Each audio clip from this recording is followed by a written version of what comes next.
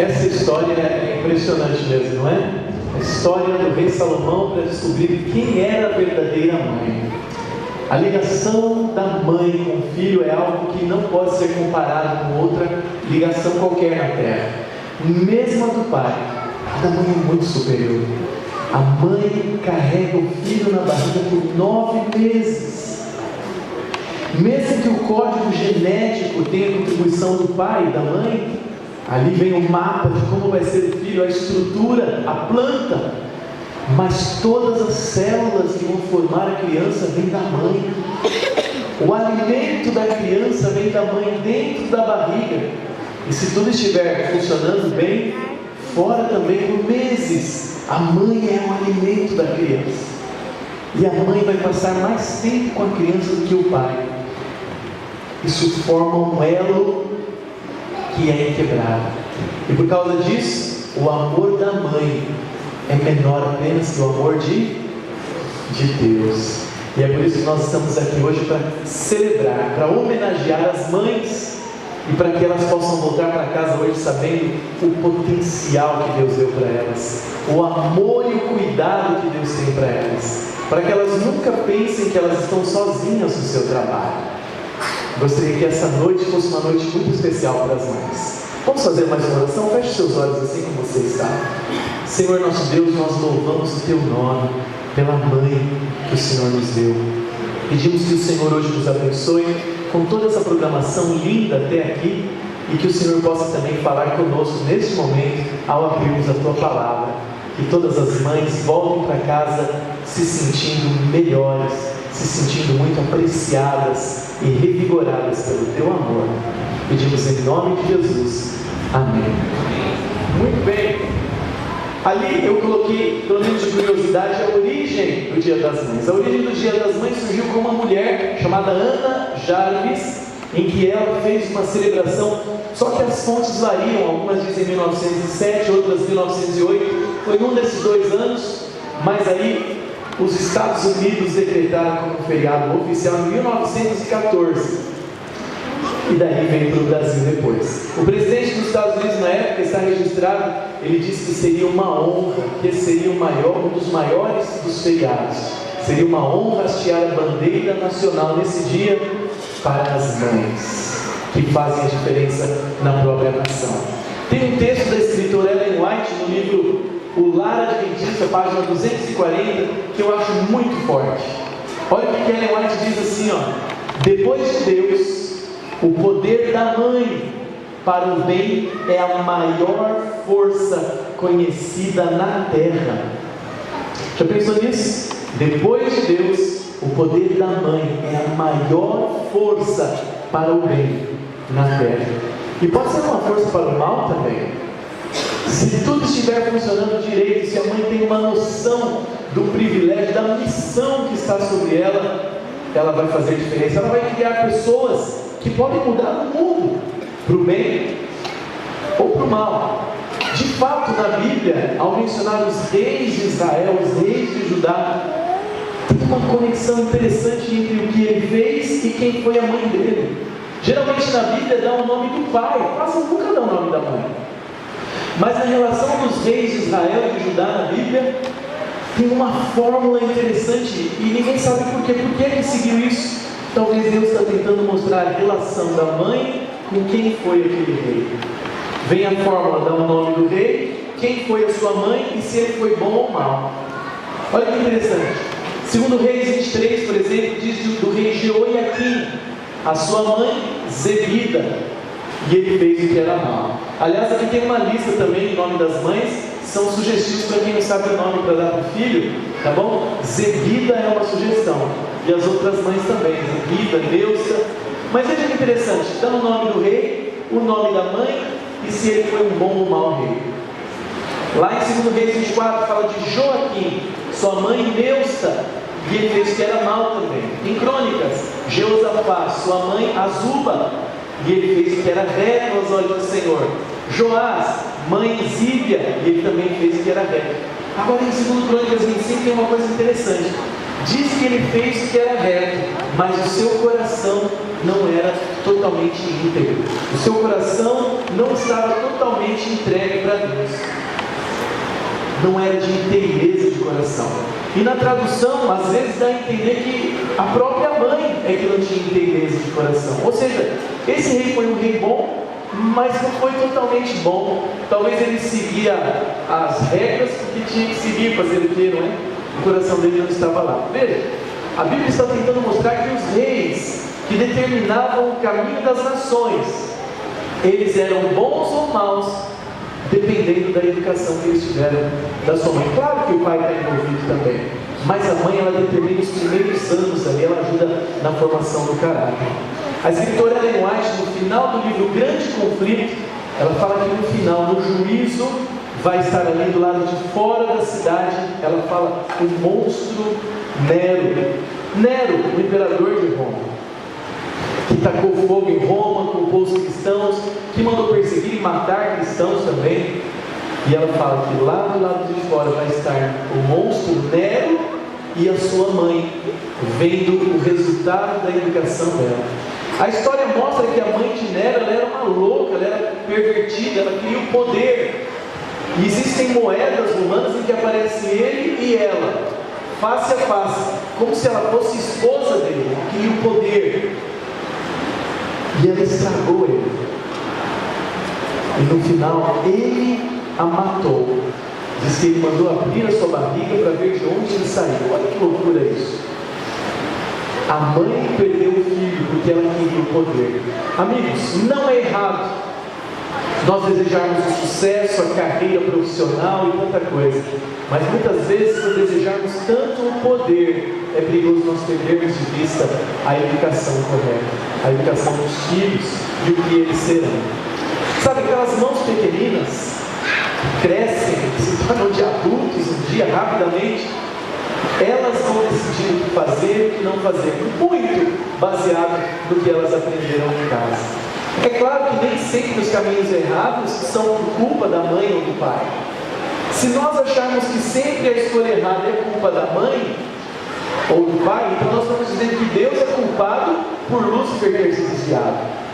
E Deus não é culpado. Mesmo que Deus deu toda a educação e todo o amor para Lúcifer, Deus, quem mais? Ele usou seu livre-arbítrio e escolheu fazer errado. Nem sempre então é culpa das mães e dos pais, mas os pais têm que estar orando sempre, pedindo para Deus dar sabedoria para educar os filhos, ou para corrigir, ou para trazer de volta os filhos para Deus. Uma vez uma mãe estava no mercado e a filha dela deu chilique. Seu filho já deu chilique? Em inglês eles chamam de tantrum. Tantrum é quando dá aquela loucura no filho, bate o pé e deita no chão e berra, que quer aquele doce e tal, né? E disse que a mãe falava assim: calma, Juliana, calma, Juliana, calma, Juliana. E a menina acalmava e a mãe saía. Aí ela queria outra coisa, continuava a birra. E a mãe: Juliana, 1, 2, 3, calma, Juliana. E uma pessoa viu, e uma pessoa chegou e falou assim para ela: nossa, olha, parabéns, viu? Gostei de ver a maneira como a senhora educa a Juliana. E a mãe falou: não, Juliana sou eu. Ela tinha que se educar para ter calma, calma, calma. E isso faz muita diferença. No outro caso, uma mãe chamou os filhos do parquinho, eles estavam brincando. Você sabe quando os filhos estão no parquinho e você chama eles, tudo bem na primeira, é fácil, né? E eles estavam brincando, escorregando, balançando. E a mamãe chamou: Carlinhos, Maria, vamos para casa que já está na hora. E eles vieram rapidinho. E uma outra mãe falou assim: nossa, eu daria a minha vida para ter os filhos desse jeito.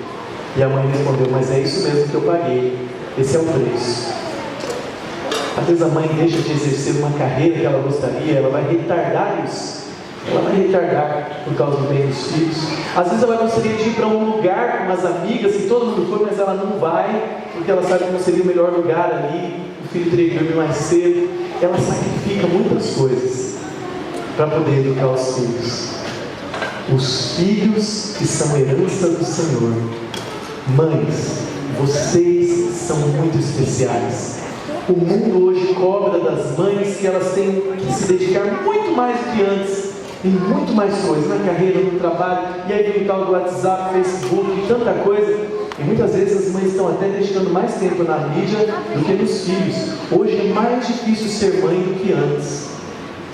E nós queremos dar os parabéns para as mães e dizer que vocês são muito heroínas ao vocês manterem a sua missão. E não é fácil. A gente vê às vezes a casca dura por fora, mas por dentro é uma bomba. Uma bomba prestes a explodir de tanta coisa. E eu acionei o pavio de uma bomba dessas na semana passada, sem querer, quando eu fui visitar uma mãe. O irmão dela, membro da igreja, ele pediu muito para eu visitar uma irmã dele. E eu fui visitá-la. E ele me recebeu, entramos, e não era a melhor hora. Ela tinha 3 filhos pequenos. O maiorzinho devia ter quase 5 anos, pequenininho, e a menorzinha já estava andando. Eu via ela andando, caía, levantava. 3 filhos. Um estava doente, e manhoso, chorava. E aí eu sentei, ela falou: pastor, daqui a pouquinho eu já te dou atenção, tá bom? O pequenininho está doente, tá bom? E eu conversando com o irmão, e o menino berrava, ele não queria o remédio, ele não queria tomar banho, ele não queria nada. E o outro derrubava as coisas e quebrava, e a menina se lambuzava com doce, falava: meu pai do céu, né? E eu falei pro irmão dela: eu não quero atrapalhar, eu vim aqui só fazer uma oração. Não, pastor, tranquilo. E ela levou o menino para tomar banho, o menino esperneava: não quero tomar banho, né? Não, meu amor, você tem que tomar banho e tal. E ele estava no banheiro. E aí os 15 minutos que eu fiquei lá parecia uma eternidade. Eu estava sofrendo porque eu não estava me imaginando no lugar dela. E ela paciente. E o outro menino: filho, não quebra isso não, né? E aí eu orei por ela. Eu falei assim para ele, falei: ó, não vamos esperar ela, eu não quero, eu estou sentindo que eu estou atrapalhando. Não vamos chamar ela para orar com ela, vamos orar por ela. Orei com ele ali à mesa. E na saída ela veio como mulher dentro do banho e falou: pastor, desculpa, é que hoje está difícil. Eu falei: não se preocupe. E eu acionei o pavio da bomba, prestes a explodir, quando eu falei assim: ó, mas eu orei por você, para Deus te dar força, porque não é fácil. Aí ela começou a chorar, eu explodi a chorar. Pastor, você não sabe como é difícil, como eu sofro. Até ali estava tudo bem, a casca, não é? Mantendo a aparência. E ela sabia que se ela chorasse, explodisse, os filhos iam chorar também. E o mais velho, de talvez 5 anos, viu. Aí o menino se desesperou. Ele veio, subiu uma cadeira para ficar na altura dela e falou: por que você está chorando? Por que está chorando? E ela disfarçou, segurou. E eu falei assim: Deus sabe da sua luta, que você não pode nem chorar porque vai causar isso. Ela falou: é verdade. E ela se segurou, se conteve. Eu falei: mas eu vou continuar orando por você, para Deus continuar te dando força. Você vai ter vitória. Deus está vendo a sua luta, e ela não é sem frutos, não é sem resultado. Deus vai te compensar por isso. E eu imagino as mães. Ela é casada, essa mulher. O marido dela disse que estava prestes a chegar do trabalho, e disse que ele ajudava muito. Mas quantas mães que não estão nessa mesma luta sozinhas, sem um companheiro? Eu quero dizer para vocês que Deus dá força em dobro para essas mães, para que elas possam ser mães e pais, e não chorar na frente do filho, e suportar e vencer, e formar cidadãos, pessoas equilibradas e educadas. Ela está explodindo por dentro, mas por fora está tudo bem. Deus está vendo tudo isso. E na verdade, os anjos gostariam de copiar o que vocês fazem, de ter o privilégio de ter uma alma em branco, novinha, para educar desde o começo. É claro que todos nós falhamos.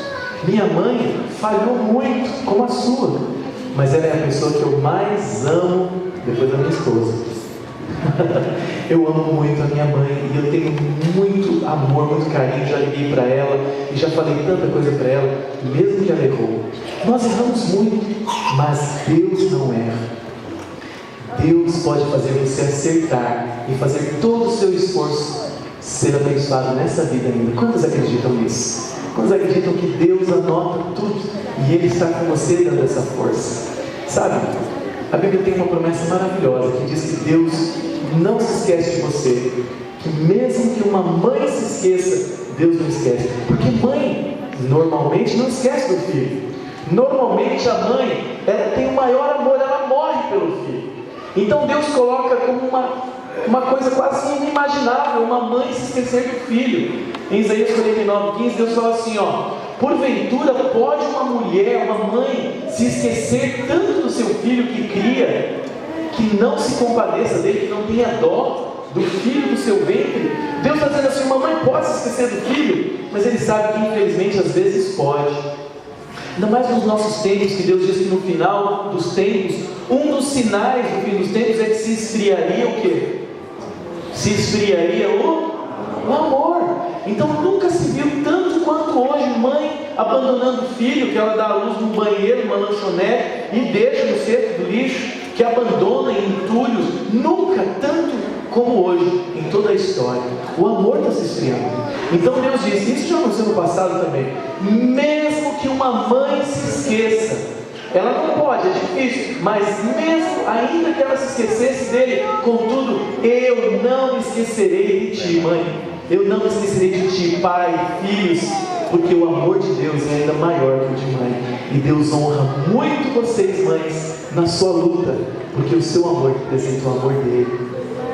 Hoje nós não falamos só de mães que esquecem filhos, mas de filhos que esquecem mães também. Eu vi uma história, para terminar, de uma mãe que tinha queimaduras feias. E ela disse para o filho que ela tinha sofrido isso na casa dela. Uma noite em que ela acordou por algum motivo e a casa estava em chamas e ela sofreu queimaduras. E o filho, quando pequenininho, está tudo bem, não é? Ele mama na mãe, ele não percebe como que as pessoas julgam a aparência. Mas à medida que ele ia crescendo, ele percebeu que a mãe dele era diferente, que os amiguinhos davam risada da mãe dele, toda deformada por queimaduras. E ao crescer, você conhece adolescente, ele começou a pedir para a mãe não buscá-lo na escola. Mas filho, é longe. Ele falou, mas não precisa a senhora aparecer, fica no carro, lá na esquina que eu vou. E quanto mais ele ia crescendo, mais ele tinha vergonha, ele não queria levar os amigos para casa, porque ele tinha vergonha da sua mãe. E disse que um dia ele teve filhos, e ele levou os filhos poucas vezes para a mãe ver, mas ele sentiu que as crianças estranhavam a aparência da mãe. E ele falou assim, olha, eu não estou trazendo muito eles porque eles se assustam, é bom para eles. E um dia ele se mudou, e ele visitava pouco a mãe, sozinho, para não assustar as crianças. E uma vez ele ficou um bom tempo sem ver a mãe, como se ele não sentisse falta dela. E certa vez, quando ele visitou a mãe, naquela mesma casa que ela morou há tantos anos, ao bater, ele viu que não era a mãe, eram outras pessoas que moravam na casa. E ao tentar descobrir o que aconteceu, ele descobriu por um vizinho que a mãe já tinha morrido há 2 anos. E que a mãe tinha deixado uma carta para ele, quando ele fosse visitá-la, quando ele fosse. E na carta ele deu que a mãe o amava muito, e que ela não informou para ele que ela estava doente, porque ela não queria incomodá-lo, que ela sentia saudade dos filhos, dos netos, mas ela entendia que incomodava, ela não queria incomodar. Mas ela deixou uma nota no final, de que aquela queimadura feia foi um dia quando ela salvou o filho do incêndio, quando os bombeiros falavam que ninguém podia entrar, e ela falou assim, para mim dá, porque o meu filho está lá. E ela entrou nas chamas e ninguém entraria, e sofreu a dor para poder resgatar o seu filho, e nunca contou para ele. E o filho tinha vergonha da mãe. Eu quero dizer para você que mesmo que sua mãe possa ter falhado, possa ter errado, que ela é imperfeita como você é, que você honrasse a sua mãe, porque provavelmente ninguém te ama mais do que ela, ninguém te amou, e ela teria dado a vida por você também. Se você não tem mais a sua mãe viva hoje, você pode honrá-la ainda, obedecendo e seguindo as coisas que ela te ensinou enquanto estava viva. Você continua honrando sua mãe pelo que ela te ensinou e por viver aquilo. E você que é mãe, que se sente sozinha, que se sente injustiçada porque ninguém vê a sua luta, eu gostaria que você fosse para casa hoje sabendo que Deus vai junto com você. Que Deus registra os seus esforços, a sua luta, e que os anjos gostariam de fazer o que você faz, e que Deus vai te recompensar por isso. Muitas mães gostariam de estar aqui no púlpito pregando, mas o maior púlpito que você tem em casa são os seus filhos, mesmo que eles já cresceram, mesmo que talvez eles não te visitem como você gostaria. Deus está contigo, e todo o seu esforço vai ser recompensado um dia. E nunca deixe de orar pelos seus filhos. Deus sempre ouve a oração de uma mãe. Sinta-se abençoada, sinta-se privilegiada, porque você tem uma missão muito sagrada na terra. E nós da Igreja de Iguaçu, Jardim Iguaçu, gostaríamos de homenagear vocês, de honrar vocês e dizer que nós vamos estar sempre apoiando. E sem a palavra de Deus é bem difícil conseguir cumprir a missão. Eu gostaria de pedir que as mães aqui se colocassem de pé. Apenas as mães. Por favor, podem se colocar de pé as mães. Nós queremos dar um singelo brinde, uma singela lembrança, mostrando o nosso carinho pelas mães. Eu gostaria de convidar todas as mães a se colocarem de pé. E eu gostaria que recebessem uma salva de palmas pelas mães que amamentaram, que cuidaram, que se esforçaram, que falharam, mas que elas têm a presença de Deus ao seu lado, fazendo todo o erro ser revertido, perdoando, ajudando, dirigindo. Vocês representam Deus. Por favor, fiquem de pé para receber o brinde. Depois de receber, podem se assentar. Eu gostaria de fazer uma oração também com vocês. Enquanto as mães estão recebendo os brindes, nós nos preparamos para a oração daqui a pouquinho.